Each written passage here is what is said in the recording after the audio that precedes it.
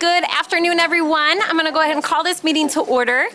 This is a special meeting of the City Commission in partnership with our Grand Rapids Planning Commission. So really delighted to be able to have this joint meeting as we continue to move forward with our updating process of our master plan. I know that we have folks in the audience with us today as well who have been a part of this process, so thank you for being here. City Manager, I think I'll turn it over to you. What I would love to do is make sure maybe we can go around the circle and introduce ourselves so that folks know who everyone is around the table today. And then I will turn over to you. My understanding is that we have a presentation and then we'll have some discussion. Okay. I'll start. I'm Rosalind Bliss, Mayor of our great city.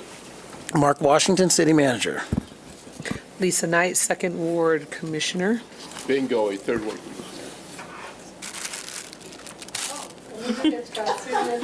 Can you make sure, is this televised? Is this meeting televised? It should be. Yeah, so please make sure your mic is on so the public can hear us. I need to say again, Anita Hitchcock, City Attorney. Brian Swem, Planning Commissioner. Aaron Yonker, Planning Commissioner. Susan Shannon, Planning Commissioner. Christine Bershi, Planning. Laurel Joseph, Planning Commissioner. I'm Kyle Vinstreen, Planning Commissioner. Lawrence Williams, Planning Commissioner. Layla Islani, Planning Department. Hi, Sarah Bongiorno, Director with Planning Next. And due to the mic reach, I'm going to introduce my colleague, Emily Hayes. She's one of our senior planners. Good afternoon, morning, everyone. Good morning. Kelsey Perdue, City Commissioner, Third Ward. Hello, everyone. Melinda Isasi, Second Ward Commissioner. All right. Thank you, Mayor and everyone, for being here. This is a full day for our City Commission. They've been meeting all morning since 8 o'clock nonstop, so we appreciate the opportunity to both meet and eat at the same time. Hopefully the camera won't catch us all eating. Only the people talking. Only the people talking. I'm telling the TV crew that. But this is an important topic for us, and we appreciate the role of the Planning Commission and the task force that the mayor has appointed to help us focus on our future. in the next 20 years as we look at the growth of our city. We have many challenging issues. I want to thank our planning director, Kristen Turkelson, who could not be here today. She's in Lansing talking about planning and development issues along with Commissioner O'Connor. But we have very capable staff, and Layla Aslani has been point on the community master plan along with our partners from Planning Next. So thank you for being here today. We do have a hard stop. I want to be sensitive that at 1:30. The commission has to go in a closed session. So we ask that everyone be mindful of that. And with that, I'll turn it over to Ms. Aslani. Thank you, City Manager, and thank you, Planning Commission and City Commission, for having us today. We're excited to be here. It's been a long process, but we have a draft plan to present to you. So we're very excited. We're very appreciative of the work that our steering committee did. We have Isaac from Link Up, who's on our steering committee here today, and we also have Greg from the Crescent Neighborhood Association, who's been doing engagement work. We have many community connectors and neighborhood orgs helping us reach the neighborhoods. So it's been a long process, and we're happy to reach this point. So we're not asking for an action today. Today we are here to introduce the draft plan to you and answer any questions you may have as we enter the review and adoption phase. And I'll show you the schedule at the end of the presentation, but we will be coming back to you to do more in-depth overviews of the plan and the recommendations in it. So today is to look at the round 4 engagement summary that we finished last month and also introduce you to the plan. So thank you for having us. And with that, City Manager. I just want to be clear. So while this is kind of an initial joint meeting, we don't anticipate another joint meeting between now and adoption. There'll be primarily staff, maybe the Planning Commission chair and the consultant updating the City Commission. And so each body will then begin deliberating separately. Yes, that is correct. We'll be coming to your normal meetings to do deep dives and high-level overviews of the recommendations. So with that, I'll turn it over to our consultant team. Great. Thank you, Layla. Thank you. Slide this down.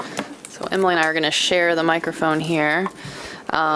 So I'm going to walk through, Emily and I are going to walk through a brief presentation. I think you have it in front of you. I'm also up on the screen here.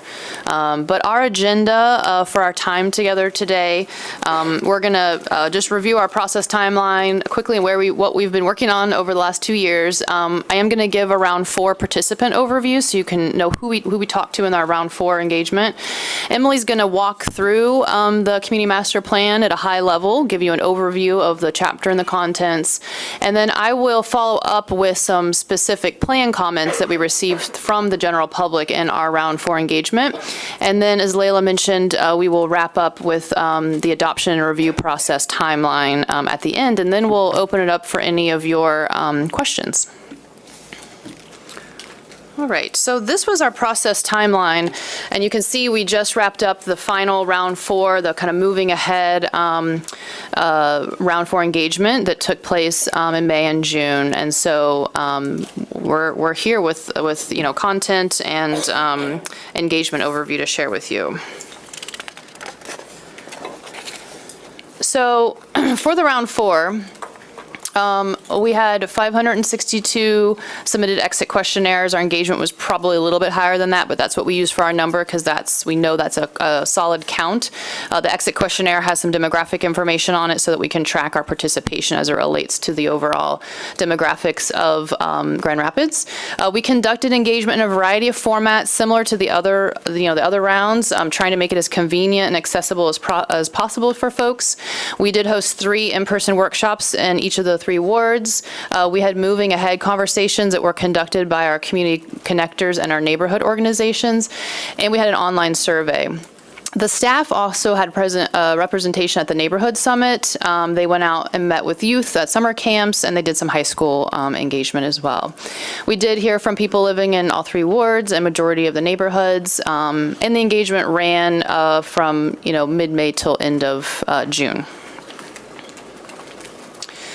So I'm going to walk through a series of participation data slides here. These should look familiar from my other briefings on how we've done across the process.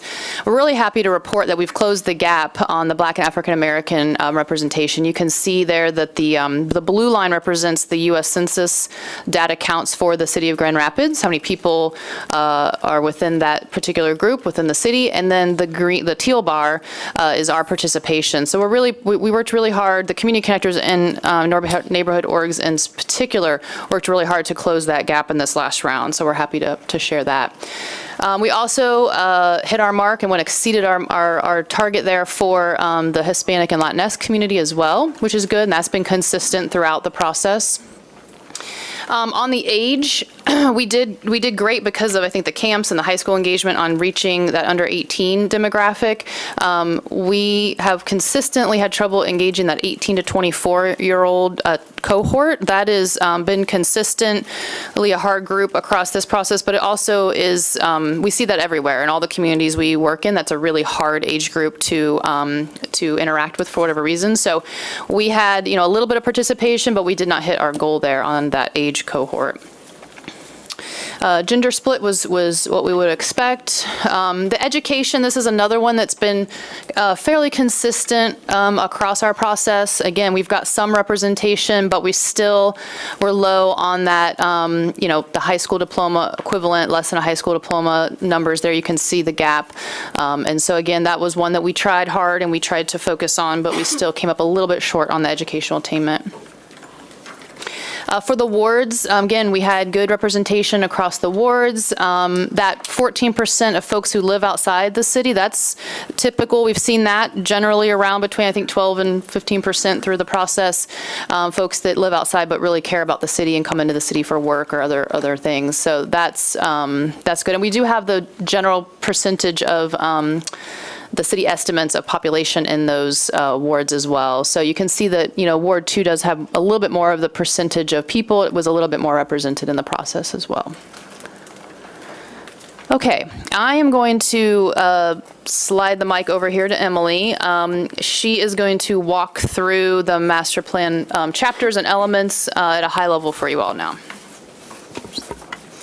Yeah, so we'll return to the participation results in a minute, but I wanted to sort of orient you to the content of the plan, in part because this is the level that was presented in round 4. So a lot of the sort of summary details that you'll see in this were also represented on the boards that are in the back of the room. Those were at all 3 of our in-person workshops, so that's similar to the first activity that Sarah will present when I finish this section. But first I wanted to sort of remind you of some of the initial issues that were highlighted at the very beginning of this process. These are all topics that came out of the RFP. So there's 7 key issues that are highlighted on this slide and the next. And the language below each is pulled directly from the RFP. So we take this sort of as our charge. These are the topics that we've been tracking throughout and ensuring that we provide some early recommendations on. So around equity, there's this focus on increasing density and small-scale infill projects, using local developers and championing development without displacement. Housing obviously relates to that with increase in options and affordability and mobility for a growing population that provides safe, convenient, accessible, and affordable options for all. Safety, environmental justice and health, climate change, mitigation and adaptation are the other 3 that were highlighted in the RFP.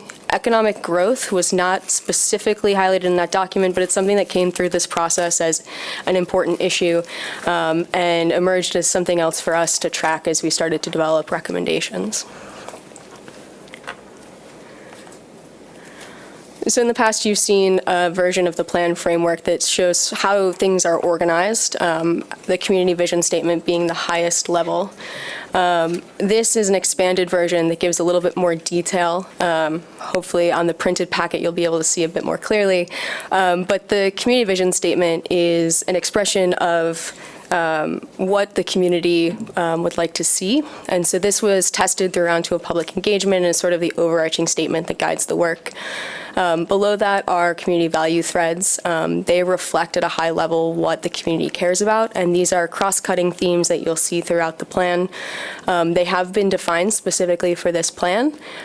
So one that I'll highlight is safety, where all people are secure and protected in all communities, no matter where they live, come from, or what they look like. And that is a definition that emerged from this process and deviates a bit from the key issues, but is one of the key issues we were tracking.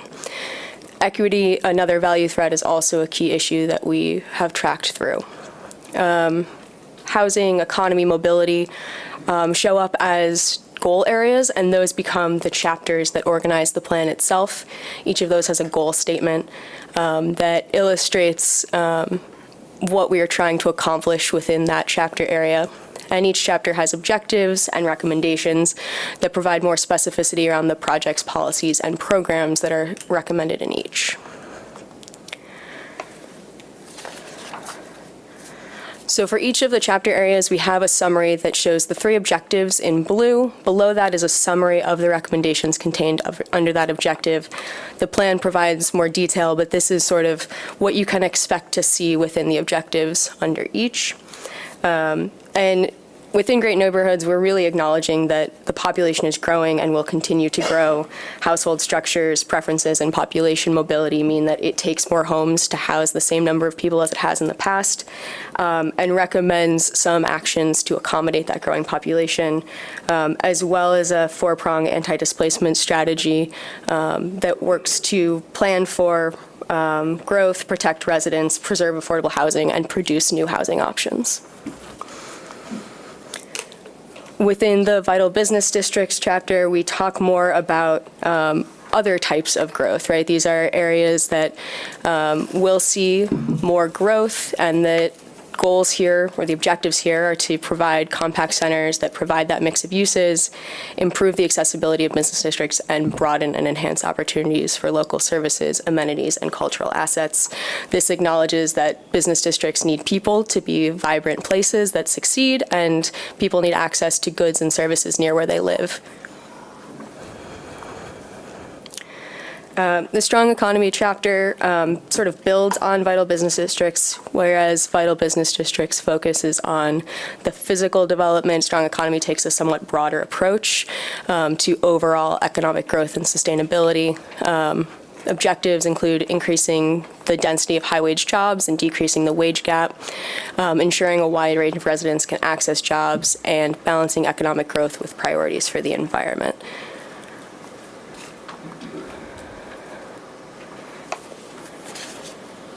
And balanced mobility really links transportation and mobility to land use. This chapter includes recommendations around parking, mobility hub locations where people can transfer from different types of transportation opportunities, curbside management, and then direction for new development to support walking and bicycling networks. This builds on the work done with the Vital Streets Plan and provides additional specific guidance. And the desirable development chapter is sort of the final of the core chapters. This one does not have objectives specifically. It is where the physical development of Grand Rapids relates to those policies in the previous chapters. So this provides development principles that give sort of overall direction for the quality and sort of direction of development at the broadest level. The future character and land use map is a map of sort of the future physical development, and the character types are descriptions of sort of the building blocks, the unique qualities within different places in the city. All of these things sort of work together to provide direction, but are not specific or prescriptive. They are to show what is unique about different areas of the city. And the conceptual development framework is an overlay that sort of shows where density will be directed. Where are those core centers of activities? How are they connected? Where do we prioritize some of that growth and investment? There's also a chapter within the Community Master Plan that talks about the 3 area-specific plans that are lined up to be adopted with the Community Master Plan. Those are for Creston, Butterworth, and Southtown. Each of those is a standalone plan under separate cover, but the CMP does include an executive summary that talks about the direction for those areas and the relationship between the ASPs and the CMP. These are opportunities, the plans specifically are opportunities for a more granular look at those neighborhoods and how some of the policies and recommendations in the CMP can be implemented at that scale. And I'm going to turn it back over to Sarah to talk through some of the feedback that we got on those different goal areas. Great. Thank you, Emily. One thing I'll say is we used the comments from this final round of engagement to validate our direction, make sure we had everything included that we heard from folks across, all the rounds of engagement, but specifically as it relates to the plan recommendations, use it to kind of tighten up the plan. And we also used one of the activities in particular to assign or sort of validate those value threads to make sure that they were represented in the recommendations and that the public saw them represented in the recommendations. So we had an activity, which I'll go over in a second, which really helped us tie those together. Okay, so just a reminder, we had, for the engagement activities, we had display boards and recording sheets. So the display boards are actually, they're the ones that Emily pointed out earlier over here. They provide a summary of the objectives and recommendations in each chapter. And then there was a corresponding recording sheet where folks could give us a rating and some additional input. We were asking folks to look at the recommendations contained within the chapter and let us know if they felt like they generally were working in support of the objectives. Did they feel like everything was included? Excuse me. We also had the small groups work on a deep dive, we called it, on one chapter. So they self-selected into a small group table that was focusing on one of the chapters. And they were able to spend a little bit more time with their neighbors and fellow residents of Grand Rapids to talk about the recommendations. Thank you. And then assign those value threads. Talk about which value threads were, or which recommendations were supporting which value threads. And then the community connectors and neighborhood organizations hosted small group activities as well. They had an opportunity to select one of the chapter areas and then do, again, a deep dive with a small group to talk through recommendations and assign those value threads. We had an online survey that collected overall comments to the draft plan recommendations through June. Next slide, just a few images of a few of the participants at the meetings. This was the self-paced portion where they were looking at the boards and providing their input on the recording sheet. So I'm going to walk through each of the chapters or each of the boards now and give an overview of what we heard. I think I would say first that we didn't hear anything necessarily surprising. We heard a lot of the same comments, same things that people were interested in. So there was no red flags. There was no kind of necessarily surprise. There's a few things that were interesting that we noted that I'll share, but generally I think the input was really good. I think the plan was well received. So in the great neighborhoods, we got a rating of 4.1 out of 5. So people felt that the recommendations were in support of the overall objectives. And in, just a few summary points there about the comments we heard. There was significant support for new housing development, specifically mixed use. People were good and okay with increasing density, but they just wanted to make sure that materials were sustainable and to a high quality. There was emphasis on increased public transit, as well as biking and walking and bicycling infrastructure. And there was overall support for more green space, community gardens, tree canopy, things like that. For Vital Business District, this one got a 3.9 out of 5, so again, a solid rating. Overall support for mixed-use development, increase in businesses, emphasis on streetscaping and beautifying the streets, as well as just overall improved road infrastructure. Definitely support for modes of transportation other than driving, and easy access to multimodal transportation, and overall support for public art across the city. In a strong economy, again, that rated a 4.0 out of 5, so again, a strong rating. Again, people were giving comments, emphasis on the higher paying jobs and focusing on attracting quality, sustainable businesses that will provide job opportunities for people within the city. Strong support, again, for transit near downtown, and really just an emphasis for jobs of residents of different education levels. Emphasis on making the environment. This is the interesting comment. I think it was partly in reaction, I think, to Objective 3C, where we say balance economic growth with priorities for the environment and health. And we heard, folks say that they really wanted to make sure that the environment was number one over economic growth, not just balancing economic growth in a healthy environment. So I think it was their interpretation of that, and really wanted to make sure that the sustainability efforts were front and center there. Balanced mobility, again, a rating of 4.0 out of 5.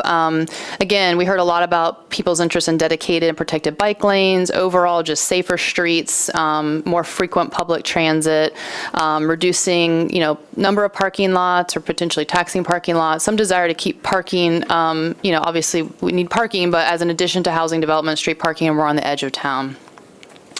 And as Emily mentioned, the desirable development character chapter takes a little bit different structure. It does not contain recommendations, but rather our development principles and the actual land use approach.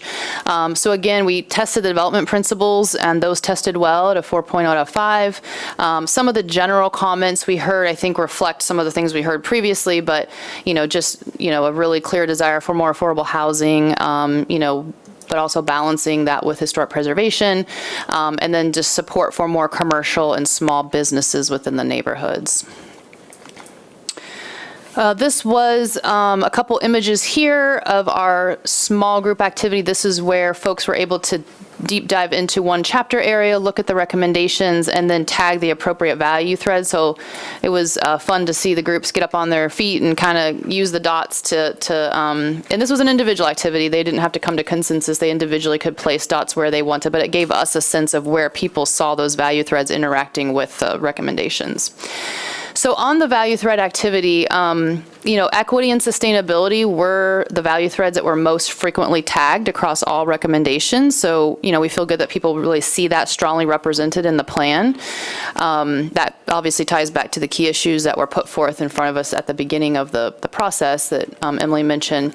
And then the second bullet here is really a kind of a overview of, again, some additional comments we heard. We allowed people in that small group setting to also share any general reactions to the recommendations, anything they thought was missing. And so some of the comments that came out as part of that activity were overall support for more density, again, mixed use buildings, green space, improved public transit and road infrastructure, with an emphasis on it being, affordable and maintaining, the uniqueness of Grand Rapids. I think people really want to make sure that the, development is high quality and reflects the community. Okay, so I'm going to pass this back over to Layla. She's going to walk through the adoption and review process that has been outlined. Thank you, Sarah.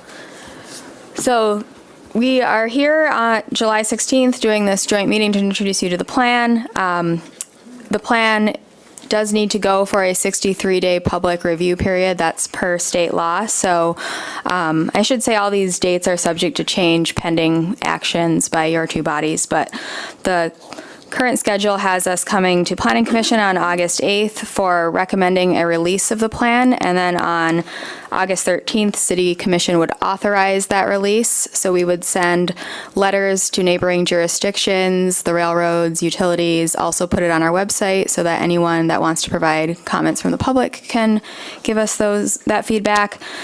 And then we're going to be coming to you to do some reviews of the recommendations and splitting up the plan across different meetings. So there's going to be a deep dive at Planning Commission, and then on August 27th, we're going to come to City Commission and do a staff level briefing of that deep dive and the recommendations, and we're going to do the same thing for the second half of the plan in September on the 12th and the 24th. That 63-day public comment period would end in October, and then the Planning Commission would hold a public hearing and recommend adoption, and the City Commission would then also host a public hearing and adopt the plan in December. And we have a backup date of December 17th if it does not pass on December 3rd. Okay. Yes, so with that, we can have a discussion and answer any questions that you may have. Great, thank you. Kyle, maybe you and I can tag team. I'll start on this side. And, oh, that's right. That's my chair. He is unfortunately not here today. Okay, thanks. All right, Laurel and I will tag team.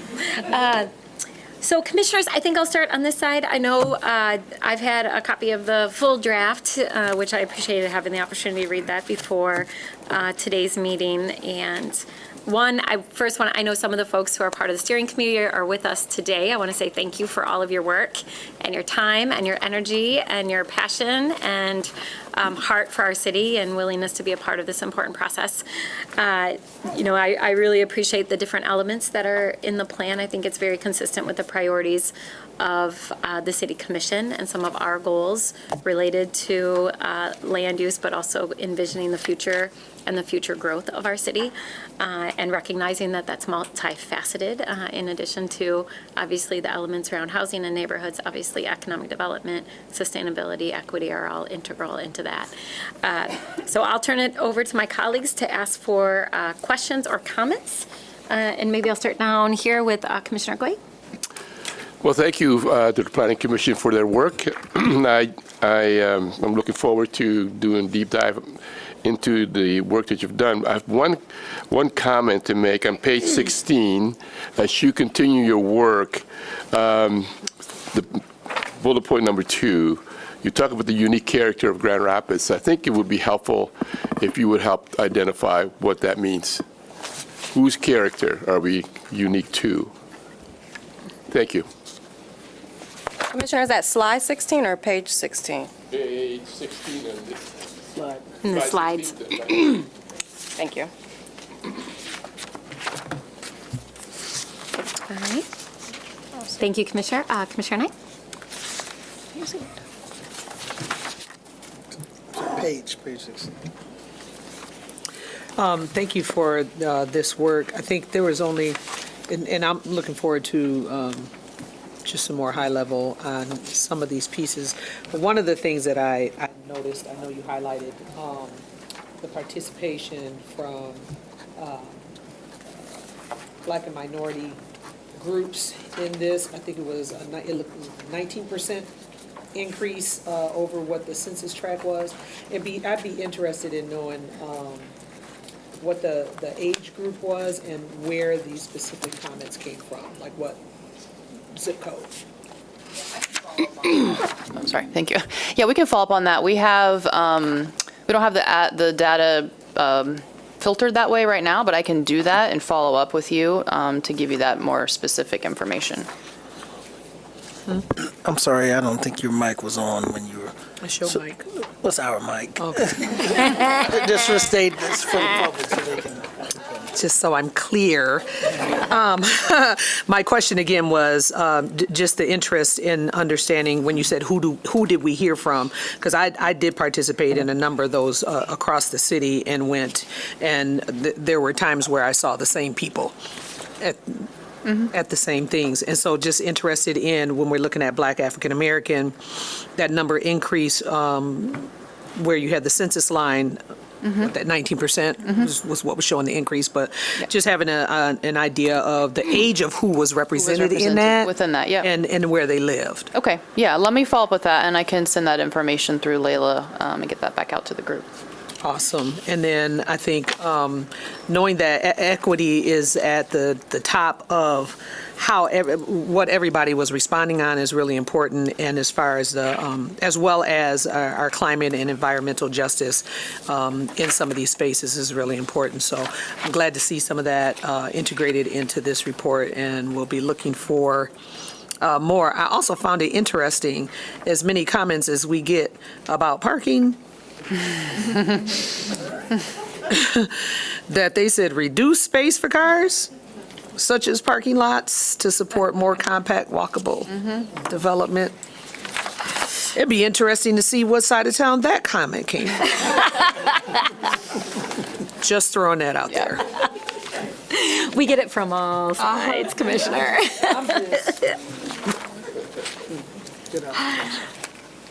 All right, I'll add one more, and then I'll turn, and I'll keep going down our side, and then I'll turn it over to the Planning Commission side.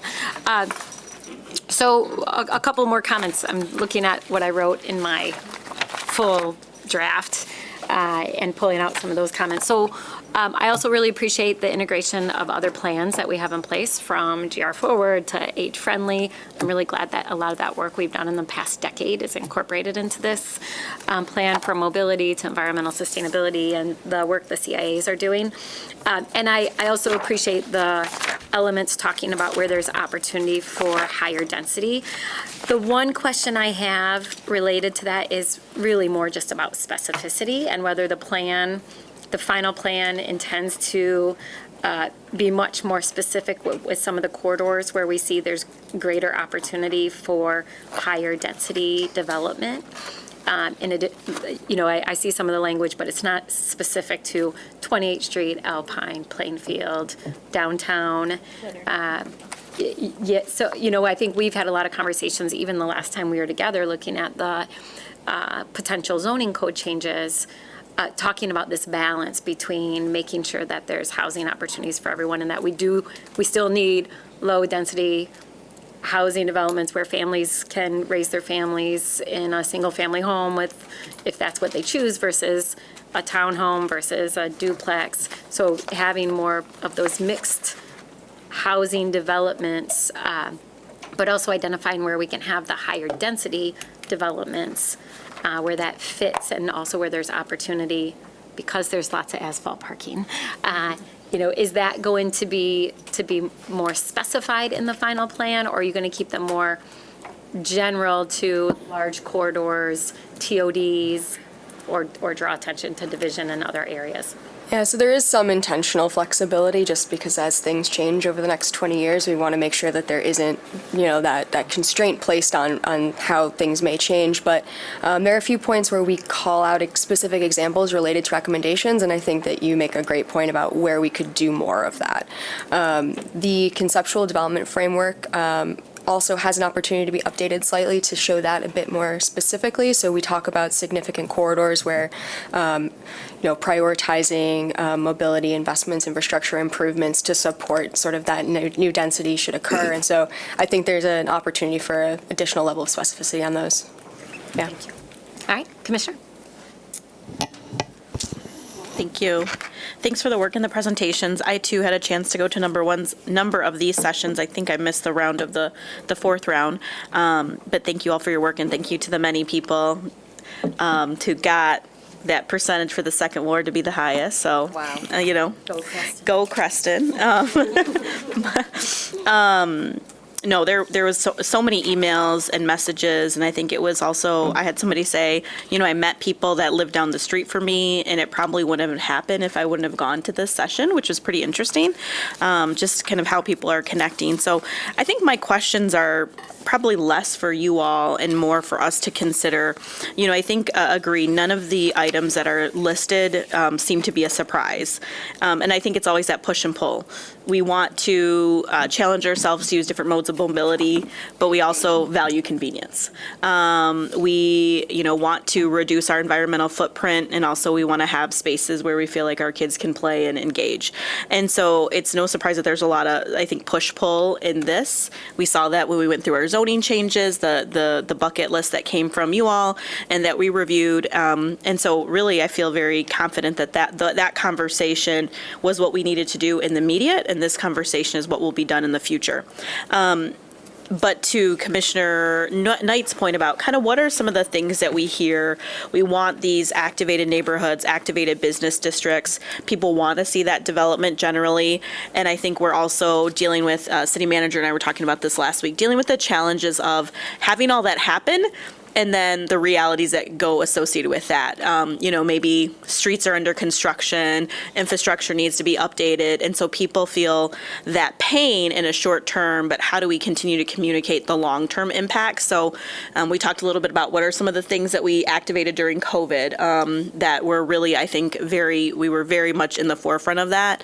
But how can we do that when we look at this development so that it doesn't become a frustration to people? I mean, I don't read Reddit, but my husband's always like, people are pissed about this, and they're pissed about this, and they're pissed about this. And I'm like, thanks, okay, it's good to know. And you see things on social or people write you, but I think those are some realities specifically for like our small business community. We want to support them. This development will, but what are the short-term things that we might need to do? So I want to continue to bring up that tension. I also think, Mayor, we're doing this here, we have residents, we have other constituents and stakeholders, but I think it probably would be good if, I know we have some meetings that have been canceled coming up, but I think about our in-city county commissioners and GRPS, really to continue to let them know. I think we need to hear things multiple times by multiple ways. What neighbors in Grand Rapids, those that have business interests in Grand Rapids, are really wanting to see as we think about how land and space is used in the future. And so I just think that is probably something if we can, I don't know how formal that has been in the past. And then today we talked about an exciting potential development project that came forward with the library and Children's Museum. We were just there, okay. But we talked about that, and it kind of came out of some thoughts of the development days, which I know is not just Grand Rapids, but I think even just bringing that into the space of what are some potential developments. So especially I saw you circling some of the, or talking about some of the density pieces, really letting people know certainly what is available in terms of land and space and what's for sale, but what are we hearing and what's desirable? So I think those are just a couple of the opportunities, sort of larger horizon to take a look at. And then I did have one last question. So you mentioned the number of plans that we have, Mayor. Does this also include, was this also overlaid with the Equitable Economic Development and Mobile GR plan? Okay, just wanted to double check that. Thank you. And good.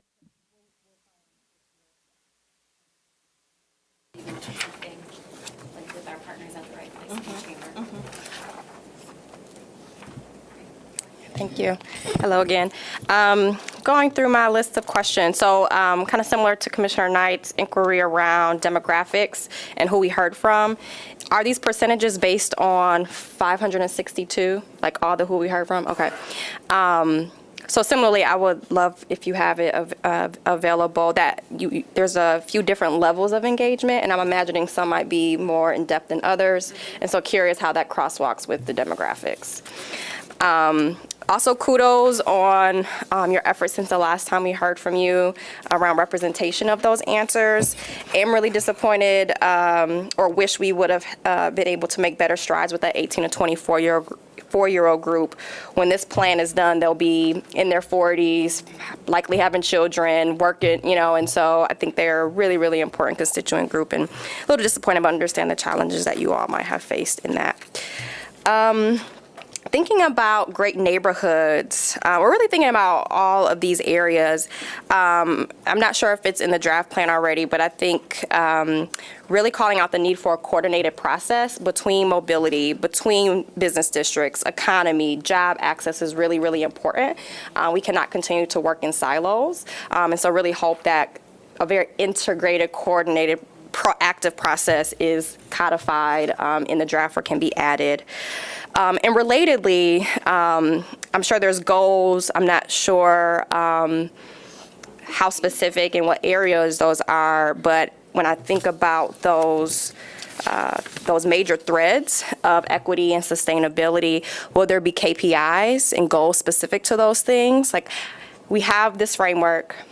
As we implement it over 20 years, what are our specific goals in the way that we implement, both the outcome and the process goals? I think that's really important. Engagement, the inclusion of the use of equity and sustainability, and even, this was a sub-bullet point somewhere, but how are we really supporting our women and minority-owned businesses as we implement this work?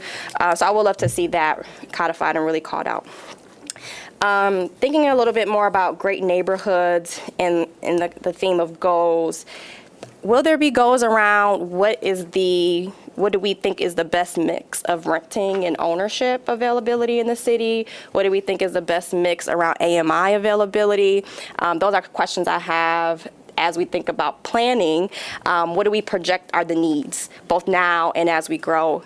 And how do you kind of slice and dice those according to kind of those ways that we categorize housing often? So those are some questions I have around great neighborhoods. Part of that related to the sustainability piece.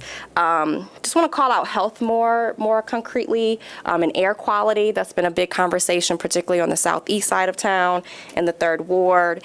And then kind of thinking about what's going on across the nation in terms of weather impacts, severe weather, and what we saw here recently. Will there be how might we include a nod to extreme weather mitigation and preparation in our neighborhoods, for our business districts, for our strong economy, so on and so forth. And then lastly in that category, I love the call out of tree canopy, but are we considering solar and solar on homes? And is there a call out for that in the plan? I see you saying yes. Okay. All right, bear with me. Thank you for listening. Vital business districts, 2 things stick out to me as we think about investing in mobility and walkability. How are we also investing in pedestrian safety? So there's been parts of the city close to trails, close to business districts that hadn't had the paint on the ground or hadn't had appropriate signage, and in the 3rd Ward, we had an alley that was right next to a school and a social service provider that just had so many near misses. And so we had to get a kind of a mirror and sign on the wall. And so just making sure we're paying attention to the safety in those environments as well. And compliance of cleanliness and rules in those environments too, so that we truly are protecting that space.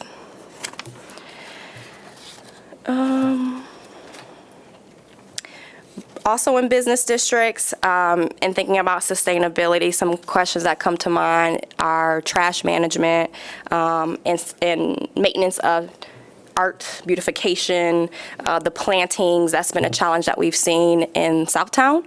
We put in things, and then a few years later, they don't look so good. And so making sure we're keeping that in mind, that long-term planning. Where I'm also seeing some complaints about those illegally placed signs that go on poles that say, we want to buy your house, which one can argue is really predatory, and they're illegal, and there's no contact information. So like a lot of the conversations we've had about compliance, again, when we think about vital districts and cleanliness and sustainability and protecting folks in those neighborhoods, how are we anticipating those challenges and planning for them?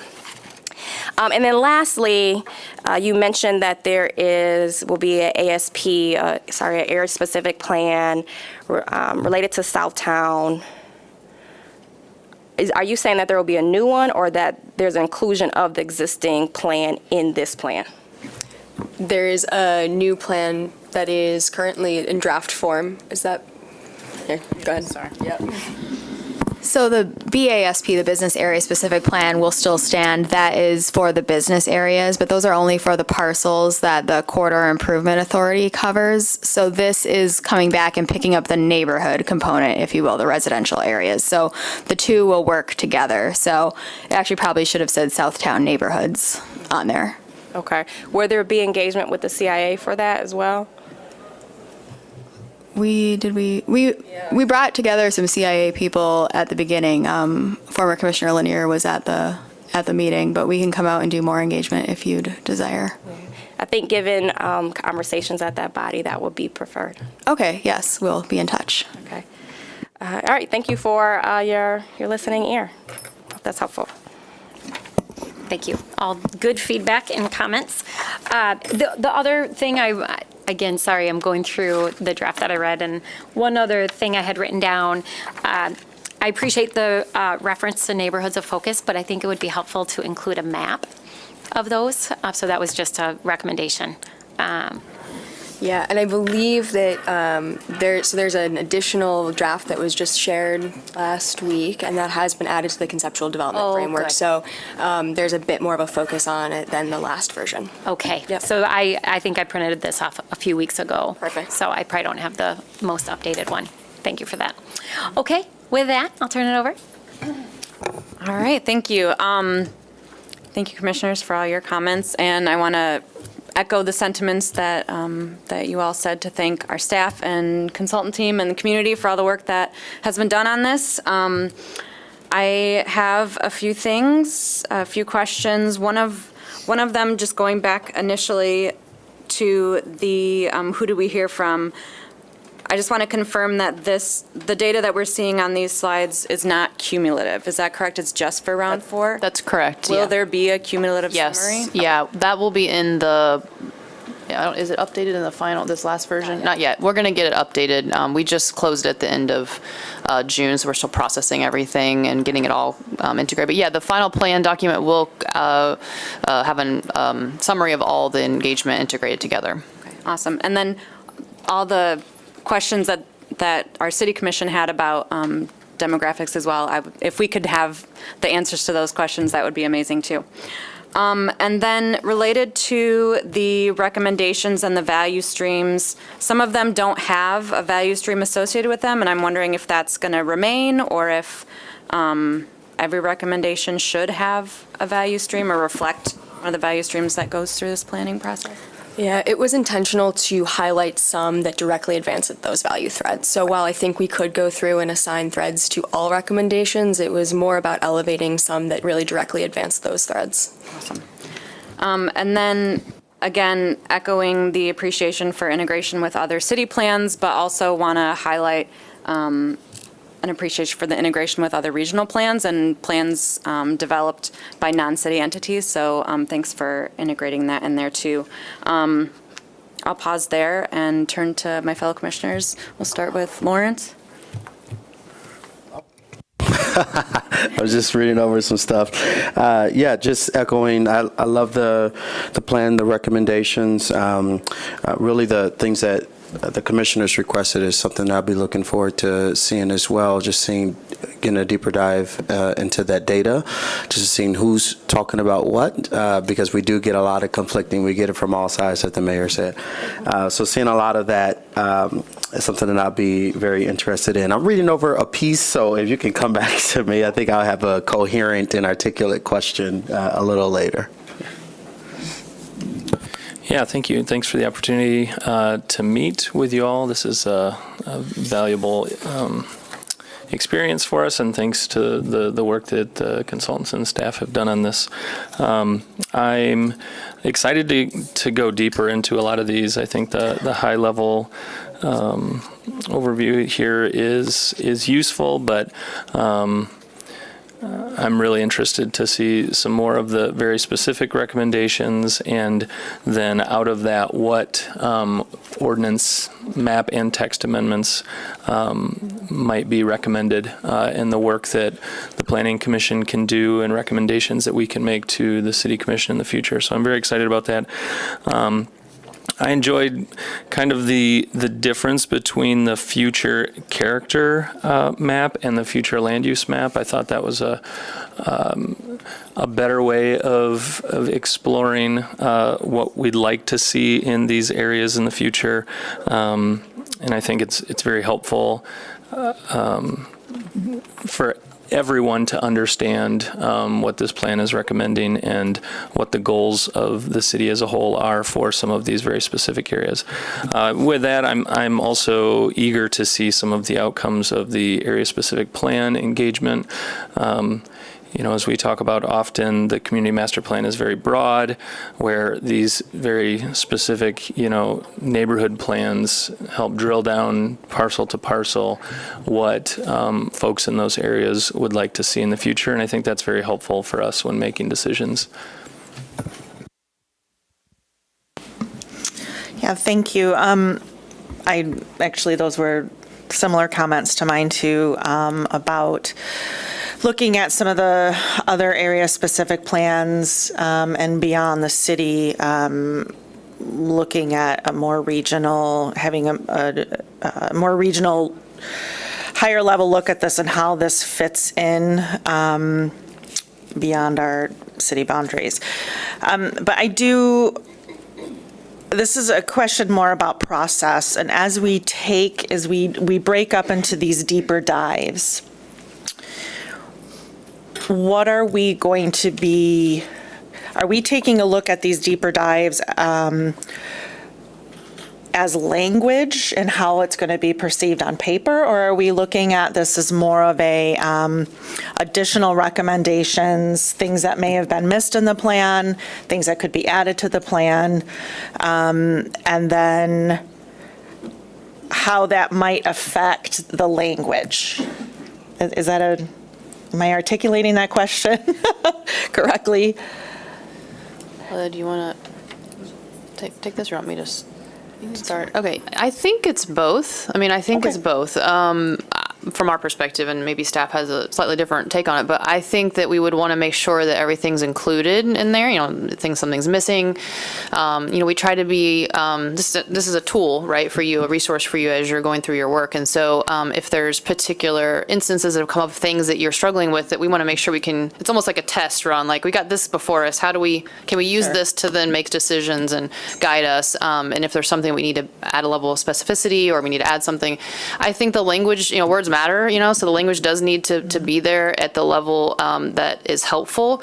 I think to Emily's point earlier, like it's a 20-year document, right? So you want to think of it as a flexible framework. So you have to understand the language enough to apply it, but you also want to be at a level where you gives you some flexibility. So I think that's kind of the sweet spot we're hitting for the language. That was what I would say. I don't know, Layla, if you have anything else to add. Yes, that was good. And if you have, if you see a sentence that's worded awkwardly, please tell us, because this is 150 pages, and I'm sure there's some in there. So we'll take any feedback that you have. I have go ahead. No, go ahead. I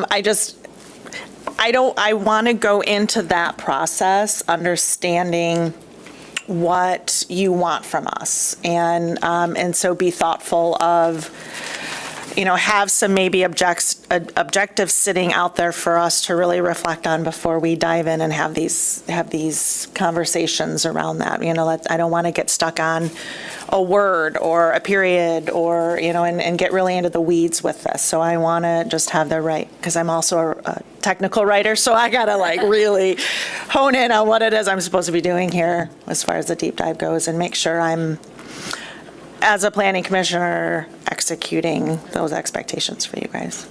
Thanks. And can I jump in here and just add a couple things? One, I hope the answer is and.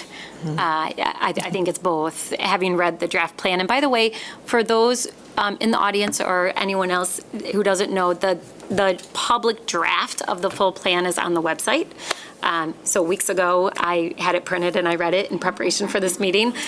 It wasn't in the packet, but this is a good summary, the presentation today. But if you're interested in reading the full draft plan, please go to the website and you can find it there. Because it does have, obviously, a lot more detail, as well as towards the end, it has a proposed implementation, and then it has some nice charts where it breaks down how it would be implemented. But going back to your comment, that's my hope, is that it's both as we go into this kind of final phase of finalizing. And I agree, Kyle. It would be nice to know, what, as this moves forward, what does that trigger when it comes to potential text amendments or policy changes that we need to take on at the city commission level or ordinances. So it would be nice to kind of know what that looks like and how long it will take. I have a sense of last time we updated the master plan, how long that took to update our zoning code to have that be aligned. Sue, you probably remember that as well. And then that triggers all of these other policy changes, right, within mobile GR or environmental sustainability or economic development. And so to have a sense of that, I think, would be really helpful. Because sometimes people think you adopt the plan and all the changes are going to happen right away, and that's just not the case. Right. It's going to take time to make changes to the other policies and ordinances. So. Okay, great. Thank you, Mayor. Thank you. Yes, Mayor, as you alluded, I was around 20 years ago, or 22 years ago, whenever it was. And I think one of my takeaways as I reflect on this and the work that's gone into it, and I appreciated participating in at least one of the sessions and how you engaged people was very fulfilling and helpful to think about and articulate. If I'm not wrong, and I always like to look back and where we've been and where we're going, it seems to me that there are two issues here that I don't remember necessarily having this much emphasis 20 years ago, and that's equity and climate change.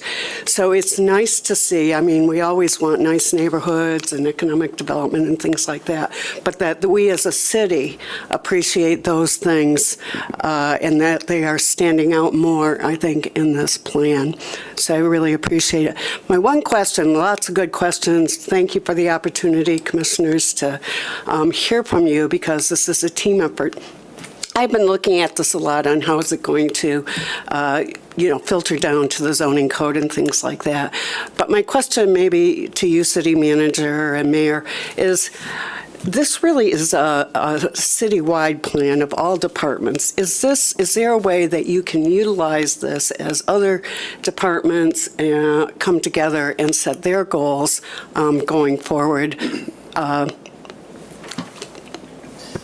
Yeah, I'll start. I think, so it's a community plan, but it's also a steering North Star for the organization. So once adopted, what we'll do is we will take our strategic plan that we have for our city, our 5-year outlook of organizational, 3 to 5 year outlook of organizational operational practices, and align different strategies in our strategic plan to the master plan. So we'll prioritize. Obviously, it's a 20-year plan, so our strategy won't reflect doing everything in 3 to 5 years. So that will be determined based on the conversations we have with the city commission. So we'll adopt a plan, begin to prioritize what areas should be focused on first and discuss the integration with that and other operations. And so departments will have an opportunity to align their operational plans to it as well. So it really is, and if you look in the strategic plan now, that is the way that even our current strategic plan was built. When I first arrived here, the first thing I did was read the master plan for the city and all the other area-specific plans and amendments. And that really informed us then as it will moving forward. Great. That's good to hear. Yeah. And then the next mayor is going to have to make sure it's done.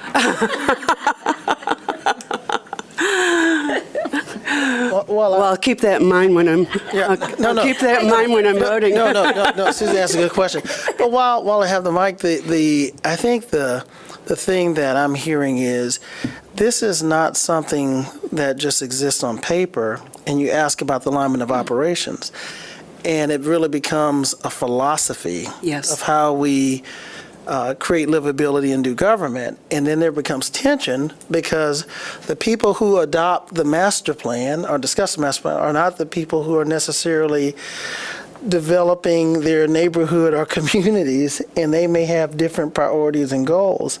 And so what the staff typically will do while we do engagement with residents and particular development, we really lean heavily towards those plans that have been approved by Planning Commission, by City Commission, as having more, not authority, but having a lot of weight, because we take that as policy direction. And so you get this tension between, we knew that was the preference in 2006 when the first plan was adopted, or 2024, but this is what the preference now, or that was pre-COVID, this is post-COVID. And so this, and I like the word tension of how you ensure mobility and economic development. And we talk about bike lanes. I appreciate in the plan, we only have 5% of the people that actually ride bikes. And we're building infrastructure for 100% of our community. So if we want to plan a community that really is livable and walkable, we need to be thinking about how can we get more people utilizing bikes, seasonally, and have goals. And, some communities have measured, 40, 50% of people having that. And if we're serious about it, then we have to be okay with having hard conversations when development happens. Those are growing pains, or when things come before the Planning Commission. So I will caution us to really be serious about what we say and say what we mean in this plan. Because if it only sounds good, we're going to have, you ask about the staff operation, we're going to have a lot of conflict. Yeah. Because the staff is going to be leaning towards the direction that is planned in terms of our operations. Well, I appreciate you saying that, because I do think that that's the challenge before us. Yeah. And I think Commissioner Knight hit the nail on the head, and you all hear it just as much as we do, this push and pull around parking. And, are we creating a city for people or for cars? And obviously, we need parking. However, that isn't our number one priority and shouldn't be, right? That we have these other competing priorities. And I think that will continue to be a tension as our city grows, and it's something that we have to wrestle with. And so I do think good direction around those things are important. And the city has changed in the last 20 years, and the next 20 years is going to change even more. Yep.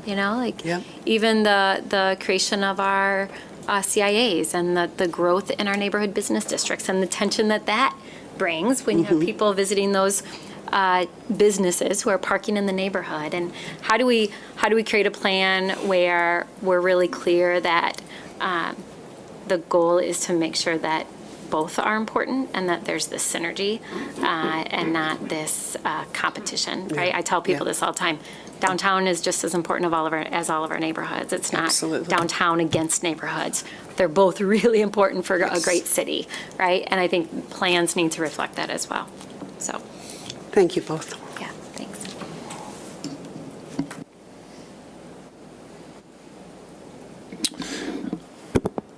Yeah, I think a couple of things. I would echo Commissioner Sgoi's question around the unique character of Grand Rapids. I think that's that word's a little bit dangerous, and I think that a number of people in our community, many who show up at our respective meetings, would argue that many of the recommendations in this plan actually serve to weaken that character. And so I think we need to understand really what that means and what the history of that word is. I also would I appreciate Commissioner Perdue's comments around some of the challenges in our city, particularly thinking about maintenance of some of the things that we ask people to do or that the city has implemented but doesn't have the resources to maintain. And I would just challenge the commission to think about, this is much more than a land use plan, right? This is a plan that will require significant redistribution of city resources and dollars to make happen effectively. And I think that many of these goals, as somebody who's worked in real estate development and is on the Planning Commission, I see things like mobility, climate change. These are things that drive cost into projects and things that if the city doesn't support with financial resources will continue to be a push and pull against the affordability of new projects, right? The trend towards parking reduction is a great assistance with that, but if we were to say,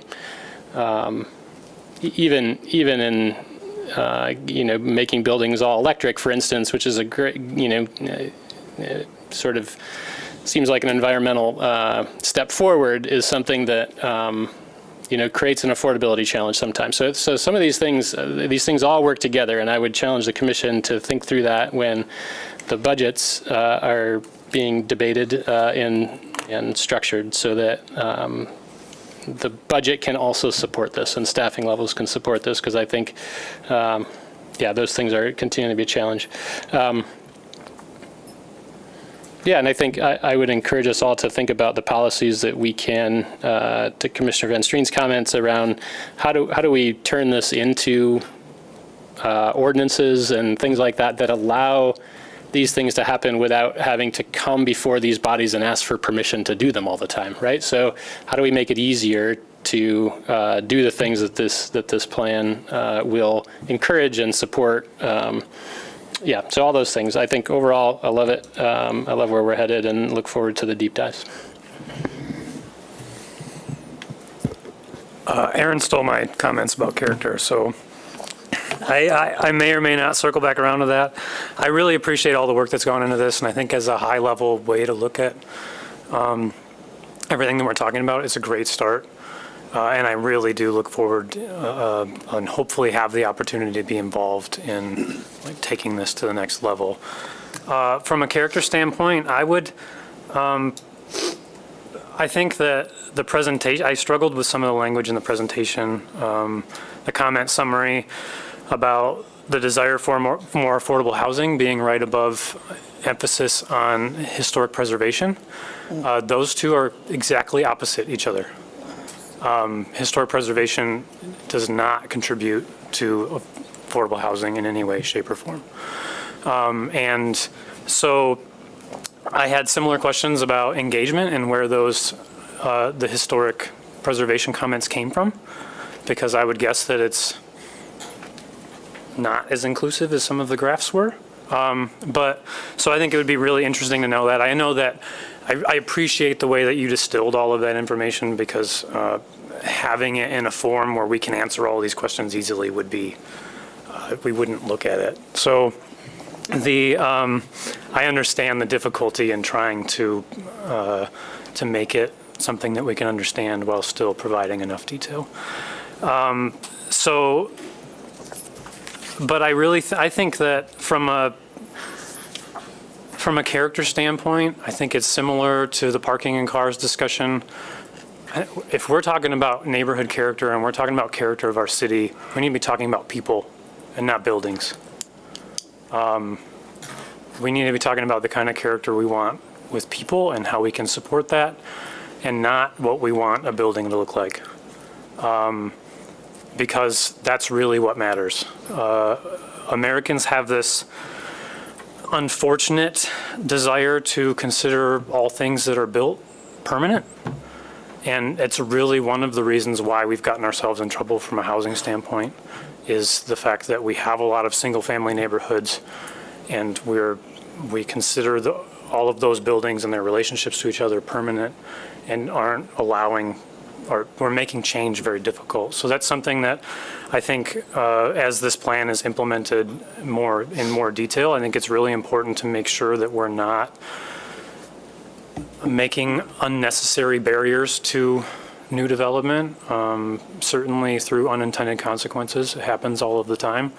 From a parking standpoint, a really good example is my new office on Leonard above the Shade Shop. One of the really fun things, so we're just doing an interior fit out on the second floor of an existing building, trying to move our office there. There's, I think, 6 parking spaces that fit on the lot for the building. And initially, we weren't going to be allowed to redevelop the second floor into offices. It was vacant because we didn't have enough off-street parking. And the only way to do that without buying more land or is to bulldoze buildings. So I totally understand the policy decisions and why they're in place and the problems that everybody's trying to solve. But I think that we can very easily make things unnecessarily difficult for people, and need to try to avoid that as much as possible. Agreed. Awesome. Well, thanks to all my fellow commissioners. Lawrence, did you have anything else you wanted to add? No, I think they said it all. I was reading through because I thought I missed something. I'd be just curious and mindful of what the trigger points are for some of this. The city manager had mentioned it a little bit ago, and I was reading through, like the bike lanes, for instance. If only 5% of us are riding bikes, why do we devote resources to building and trying to maintain something that 95% of us aren't actually using? even with the idea or the belief that maybe one day, 20 years from now, that the majority of us will be using it. There's no guarantee. So just seeing what it looks like as we move forward with the plan in mind, taking those metrics and at what intervals do we, have another survey or have another touch point with people and say, okay, well, how are we doing? Where are we? Is it still 5% we riding bikes, or, has that increased? So I think taking a look at that would be important for me as well. Thank you. So I guess one last thing I wanted to say is that with all the comments that we've heard around this table and in here and the probably expansive appendix of all the public comments, I think it's really easy to see how all of this stuff is integrated, right? Like, it's not, every value stream is in each different section here. So it all has to work together in order to really be implemented well. So thanks again for all the work. And yeah, I too look forward to the deep dives when we can go into this in more detail. Yeah, go ahead, Commissioner. There were some comments earlier around words matter and philosophy and how do we plan for the future and kind of account for what's reality now. And so I just want to circle back with that because I really appreciate that sentiment, and I think it's really important to highlight. And that words matter just really stuck with me because I found in a number of situations recently where what's in a plan from 5-10 years ago is taken like word by word literal, and the folks and the stakeholders who are here today who will be impacted by that decision are not in agreement and alignment that that is still the right thing for this community at this time. And that has caused a lot of challenge in saying, well, it's in the plan.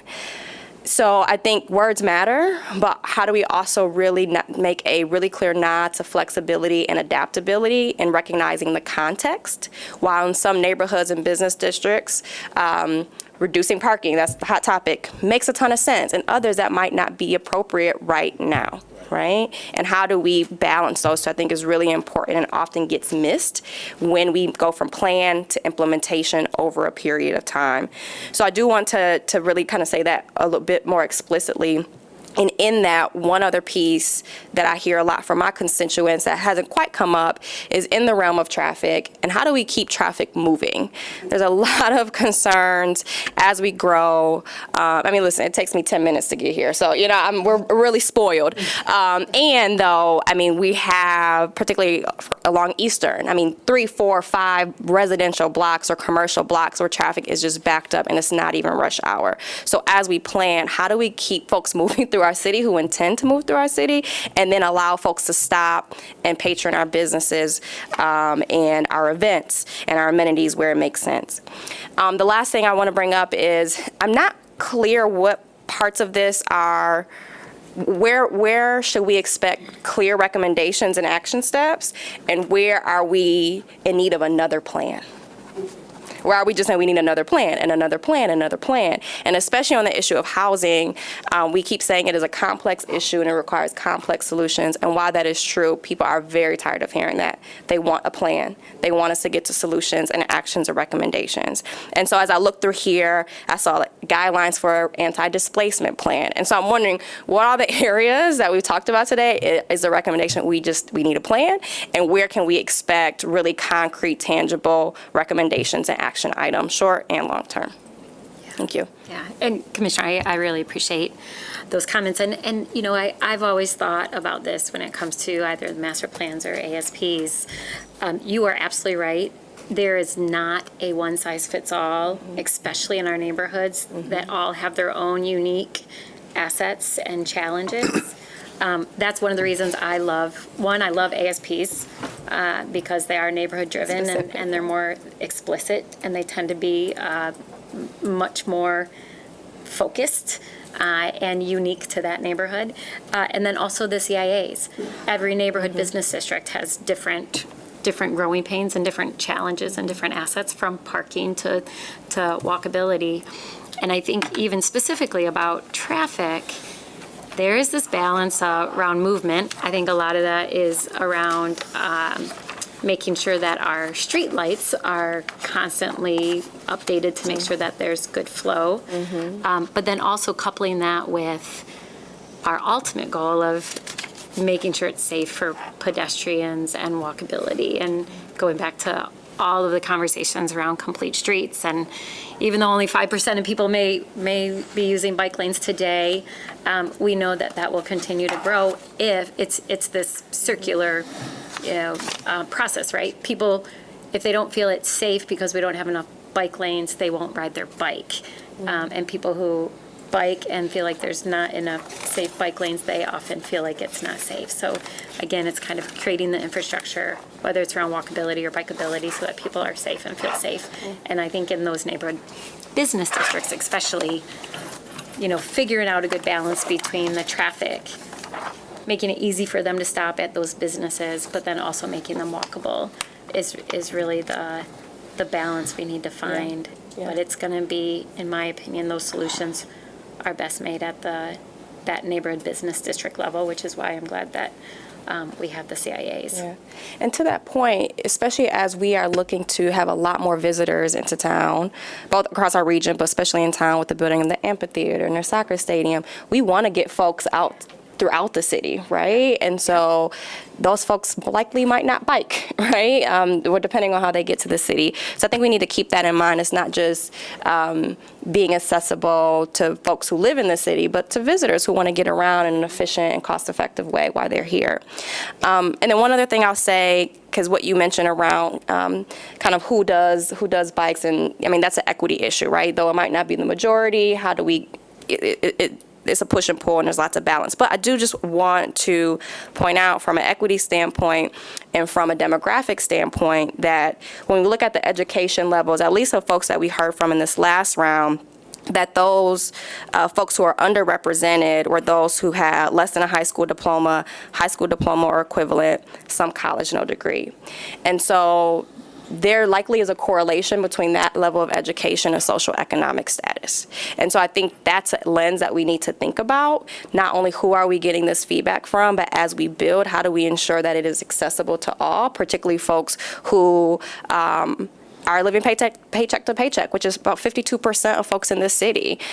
Despite working and bringing in income with the high cost of living that are continuing to increase, they have just enough to make ends meet. And so as we grow, as we develop transportation options, housing options, we have to keep that population front and center. And their feedback was not fully represented in this. And I wonder, how do we consider and mitigate some of that as we codify and really kind of think about passing a final draft? Good input. And I think it is good input also for the newly developed countywide mobility task force. They just identified their consulting firm that will help with that process, and I'll make sure to relay that to them as well. All right. Can I say one more thing? I'm so sorry. Yeah, go ahead. So we've talked a lot about bikes, right? But what I love about, you mentioned the County Mobility Task Force, and even the references in this plan, I think the emphasis is providing viable options for people, whatever they want to choose to move about in our city and throughout our region. And so I think that was my takeaway. Owning a car is really expensive, and so if we can provide other ways for people to get around, I think that helps with affordability and equity and choice as well. And so that's really what I wanted to say. It's not just about bikes. Yeah, to that point, if I can just add, definitely don't want to be beating up on folks who are riding or not riding bikes, because I do support that. But I think my points were more so, at least in my head, and you can tell me if it's wrong. I don't know if money grows on trees with government, but resources are always limited. And so with my comments, I just want to make sure that as we're going along with the plan, that we're utilizing the resources in a way right now that takes care of the right now, but with the future in mind, obviously. But we're not putting the resources in ways and in places that just have no concrete outcome, especially when there's something of more priority now. And of course, I trust the folks, at the leadership table to do that, but I definitely wanted to add that to the conversation.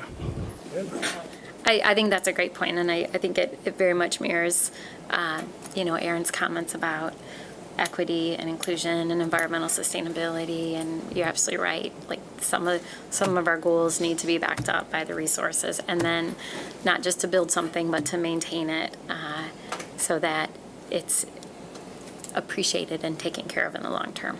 So. Mayor, perhaps we can land where we started earlier, and Layla can go back to the process timeline just to remind the public of the next steps from today again. And that, unless there's any other concluding remarks, that should take care of our joint session. Okay, great. Yes, thank you, City Manager. So to go over this schedule quickly one more time, we're here in July. We're going to be releasing the plan for the 63-day public comment period per state law in early to mid-August, and then we'll be coming back to you for deep dives at the Planning Commission, followed by high-level staff briefings. There's 2 of those in August and September. And we'll be taking feedback from today and feedback from those deep dives and updating the plan as needed. And then we'll get that all ready. And the end of the public comment period will end in October, and then we'll come back and bring forth yet another draft of the plan for the Planning Commission to consider and host a public hearing, and then forward it on to the City Commission for them to set a public hearing, hold a public hearing, and then ultimately adopt it in December. Great. Thank you. City Manager has a comment, and then a couple things before we close. I'll provide an opportunity for public comment, and then I want to remind my city commissioners, not planning commissioners, but city commissioners, that we do have executive session. I'd like to do it immediately when we're done in here, City Attorney, or no? Would that be sufficient, or you want us to wait till 1:30? Okay, so we're going to, and commissioners, as a reminder, we'll be in the law library. So after we finish up here, we'll go into executive session. So I'll turn to City Manager, and then I'll see if anyone has public comment. Okay. Again, thank you, City Commissioners, Planning Commissioners, staff, and consultant for the work and task force. Much appreciated. I do want to the comment about building a city for people. I just remind us some other things that's important to growth, and one would be arts, culture, and education. And make sure, I know it's land use, but we have a lot of public places for art, and we want to think about how that helps us in our placemaking and attractiveness and being a vital place, and include that in the plan. But also education, because of families often are considering education as for livable communities, and we have been challenged in our public school system in maintaining growth, and we have opportunities even with land use within school system to consider those opportunities. So I know it's a delicate conversation, but I would ask that we take that in consideration at some point, if not a Planning Commission, City Commission, on how the next 20 years will look, factoring in arts, culture, and education.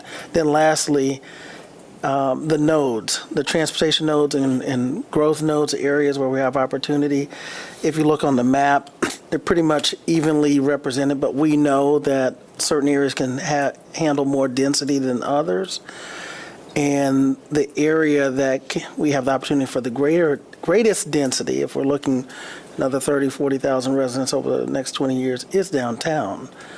And we need to think about how to double, triple the residency in downtown, but also do great infill work in our neighborhoods as well. So, thank you. Yeah. Which goes to traffic and goes to mobility. It's all a part of the work we have before us. But again, I tell people this all the time, a master plan doesn't solve all the problems, right? So we can't, we have to be really clear what a master plan is and is not, and recognize that some of our goals are accomplished through other work that we have to do and other policies that we have to put in place. So, before I open up for public comment, any final questions or comments from either the planning commissioners or city commission? All right, so a little different setup today, but is there anyone in the audience who would like to be heard? Mr. D. Jones, you can come up here, maybe right next to our city attorney. I'll put my little stopwatch on since I don't have my thing. I don't usually use this, so I have to figure it out. Is that terrible? Yep. I'm old school. I need an egg timer. All right, D, start with the name, city that you live in. Sorry, I'm definitely not Joe. I'm D. Jones. How you doing? I'm D. Jones. I stay here in the city of GR. And I love the city's visions for the next 30 years. But I like to challenge my community to go out there and go after their goals, because city government is not going to solve all of the community issues that we have. We need other people to be brave and bold and go after their own visions to be able to change the community. I know in the next 30 years, my birthday was just a couple days ago, so in 30 years, I'll be 60 years old, and I'll be a 60-year-old man, and I'll probably need a statue at Oxford University, how I think. I'm a pretty wise person, but I just think about these things because I help start esports at GRPS, so we're going to have some esports teams that are underperforming schools and neighborhoods across our city, across all 3 wards. I just recently ran into Joe, who's the executive director of GRPL, which I was the directed coordinator for the participatory budgeting process, so I'm very used to the 8 libraries, and I spoke to him today about starting esports at our local libraries instead of just KDL, which I've had a lot of success with.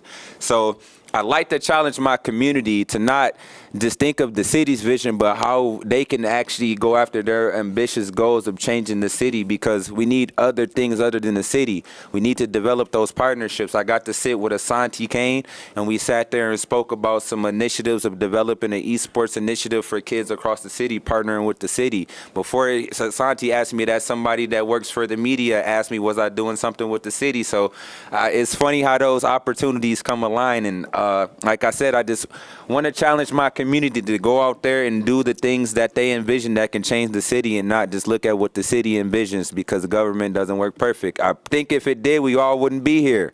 So thank you. I appreciate it. Thank you. All right, is there anyone else who wishes to be heard? Timmy, come on up. A little less formal today, sorry about that. That's okay. I was going to just sneak behind Lawrence, but that's all right. Oh, well, you could do that too. I think the camera is on you, so. Yeah. I'm Kimmy Spring. I'm a community organizer with the Creston neighborhood, and I'm also, we're a large part of the Grand Rapids Climate Coalition. So first of all, I want to compliment on page 14, slide 27, the last bullet point, emphasis on making the environment the #1 priority over economic growth. Thank you very much. That was really important. A lot of people put work into getting that really solidified, because that's imperative. Also, I have very large concerns about the demographics of people, and especially the difficulty in engaging 18 to 24-year-olds. And it sounds like we're kind of wrapped up with this first draft, but if there's any way to open it up, even within the city of Grand Rapids, we have our community's children and the Mayor's Youth Council and Growth 1000 for the 18 to 24-year-olds, and maybe we could tap into some of those alumni in a pretty quick fashion, using staff time or, not necessarily consultant time, whatever. And then the other thing I didn't hear really anything about, and I know this kind of ties into the GRPS and that conversation a little bit down the road, but this is really a community-wide problem, and that is after-school, weekend, and summer programming for our youth. And we worked really hard in the participatory budgeting process, and that's what rose to the top in every single, we had 7 in-person events, we had many things online and such, and that was what rose to the top with every group we met with. And that did not get included in the funding that we got from participatory budgeting. So I think that those are our kids, and a lot of them aren't doing so well. Even in Ward 2, I have a couple really serious issues. And I think we need to do better by our kids. And I think that needs to be institutionalized in some sort of document like this. And that's it. All right. Thank you. And thank you for your work, not just in the neighborhood, but with the master plan. Yep. All right. Any final comments?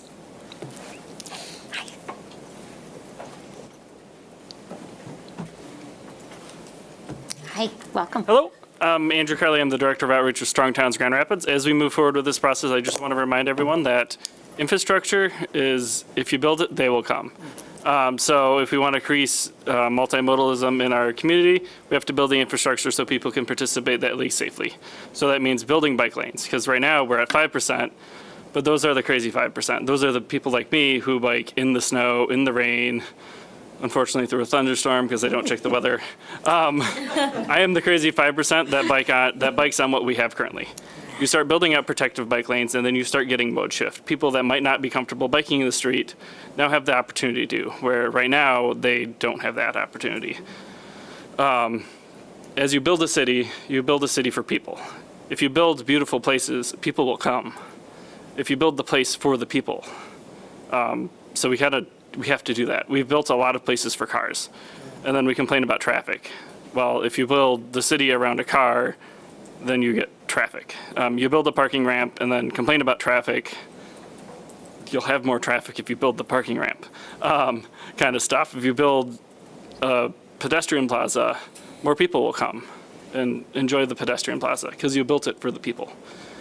Same thing goes with bike lanes or other forms of multimodal transportations, putting street trees in and making neighborhoods walkable and livable, and allowing people who may not be able to drive, roughly 1/3 of the U.S. can't drive, and we need to build those places so that way they have opportunities where they're not limited by the infrastructure that we provide. Thank you. Yeah, thank you. Thank you for your comments. All right, any final thoughts?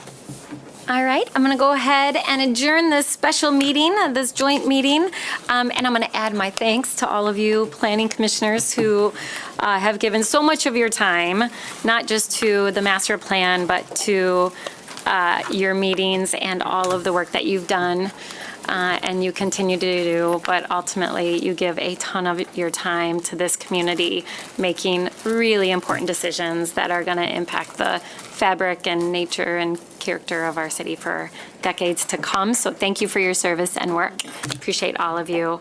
And yes, Kimmy, I don't allow clapping in the chambers, but as we adjourn today, I'll just say thank you to our Planning Commission and to everyone else who's worked so hard to get us to this point.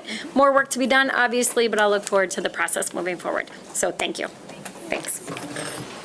Good job.